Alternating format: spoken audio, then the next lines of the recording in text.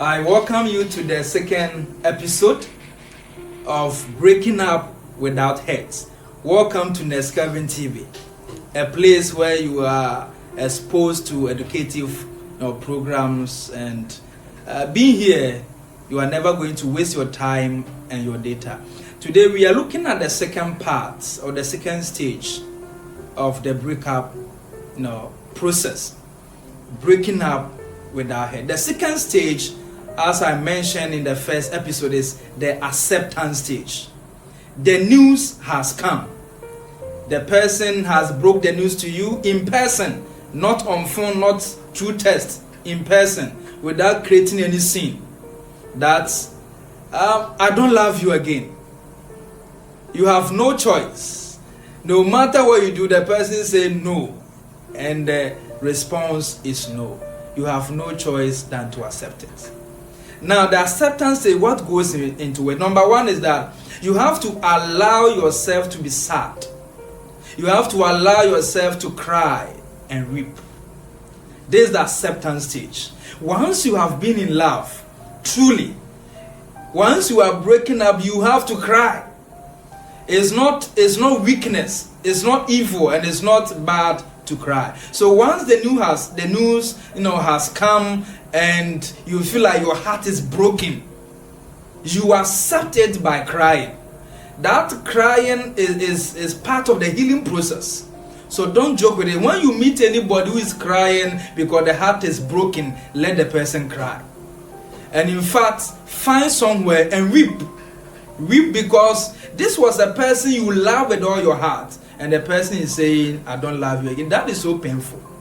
So to accept this, allow yourself to feel sad and to go through the pain by weeping and crying. So that is one of the things. Number two in the acceptance stage is that you have to cut off communication. Cut off. Once the news has come, you have cried over it, accept it. Stop calling the person, delete the number. At this time, you can block the person. You cease communication. Don't go and check the person on WhatsApp, on Facebook. Just try to cease communication in any form you can. Get the person off your mind so you can move on with your life. Because breaking up is not so simple and so easy like that. So that is acceptance. That's the number two thing you have to do. Number 7 is that you can talk with someone, not to feel the pain so much. Talk to someone you trust. Talk to someone you love. You can be your church pastor, you can be a counselor, it can be a trusted friend, someone who will not let you feel bad of being in love or breaking up. Someone you trust. Talk with the person. At least the person can say some words of encouragement that will reduce your pain and the hurt you are experiencing. So that is the stage number 2. The third stage is very, very important. I call it the adjustment stage or the adaptation stage. Here it is all about you and your mind. This is an internal work you must do on yourself, for yourself. And what are you going to do? At this time, you have to internalize it that you are not compatible. Accept it. That this guy, this lady, we can't be together. We are not compatible. We are not meant for each other. And that is why we are breaking up. So here is a kind of you motivating yourself not to feel the pain so much and so deeply so you can move on with your life. So accept. It's a way of encouraging yourself that no, we can't be. Let him go. It's not for me. I'm not for this person. Maybe I'm too better for him. He can't see my worth. That's why he's going. So kind of work on your mind, fight in your mind to conquer your mind about the fact that this guy is not for you or this lady is not for you, so you can move on. And then the next thing you have to do in the adjustment stage is that be hopeful. Be hopeful that the best will come. And truly, truly the best will come. So always have the mindset that this person is not the best God can give me. That's why he's going. Or this lady is not the best for me. God is preparing someone who is so good and better for me.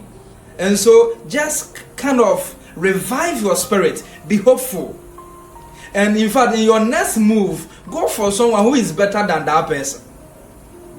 So that when he or she sees you in future, you feel like, yes, you've gone for someone better. That's how you not feel the pain. If not, you leave someone who is kind of better and you go for someone who is worse off. When the person sees you or when she sees you, he will laugh at you and you feel the pain. So in your next move, go for someone who is far better than the one you left. And that's very, very important. In beauty, in standard, in any form, go for someone who is far better than the one you left. And the next thing you have to do again in the adjustment stage is that stay away from his or her friends. In fact, before any person will break up with you, they will first of all discuss with the friends. They discuss it in details. They talk about, they laugh at you, they motivated the person that go and break up. Maybe they know the next move they are making and they supported the person to come and break up with you. Don't entertain them. They will come like with a different face to come and console you, just to get some information and know how you are feeling the pain and give the information back to that partner. Break up. Stay away from the friends. Don't respond to their questions and whatever information they want to get. Just stay away from them. As simple as that. That's how you don't feel the pain. The next thing you have to do in the adjustment stage is that invest in yourself. I call it self-development. At this time, focus on developing yourself. If it's about going to school, if it's about taking a program, just focus on becoming better. Becoming better. So you can move on. The adjustment stage. At this time, some people feel so sad they don't eat. No, eat. Don't feel down. Don't feel less like a person. Invest in yourself. Go for seminars. Learn something, a skill that will help you to become a better person than as he or she left you. And then the next thing again you have to do is that get busy with activities.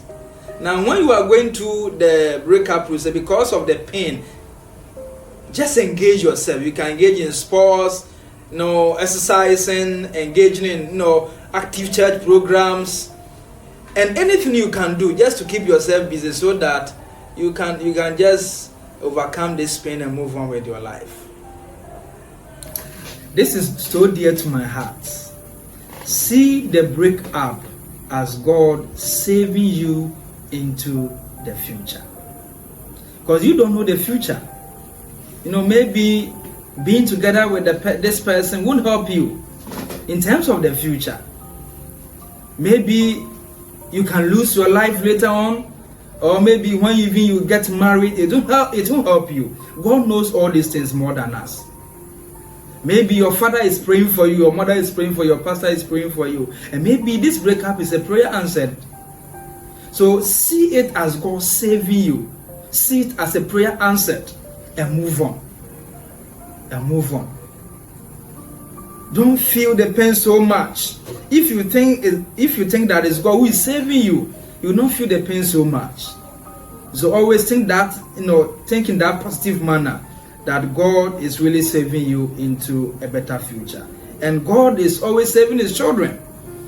So at this point, maybe God is saving you. I remember, there was a lady I wish I married, though I never told her. We were friends. I never proposed, but later on I moved on. This lady got married, and about 5 years, the husband died. And I was asking myself, so if I was the one, maybe I was the one who was going to die. Who knows? And this one I didn't know, but God knew. So sometimes you just sit down and watch in the few years ahead of you, and you see that God was really saving you from some danger for breaking up with this person. So never feel sorry, never feel so sad, and never feel less a person because someone is breaking up with you. God is really saving you. And in a few years to come, you understand it best. Now, to conclude, self-love is the secret to overcoming breakup hurts. You must love yourself first. Don't put yourself aside because you're in love. Consider yourself first. Your joy, your life, so that you don't feel like I'm losing it all. So let me hurt myself, let me kill myself, let me take my life. No. See that you are also a person. Love yourself as you are, no matter the state you find yourself, so you can move on with this, breakup hurt. Love yourself enough to accept the breakup and move on. It takes self-love to accept that this guy said he don't love me anymore. You have to love yourself to accept this breakup news and move on. Love yourself enough to commit yourself to your growth and development.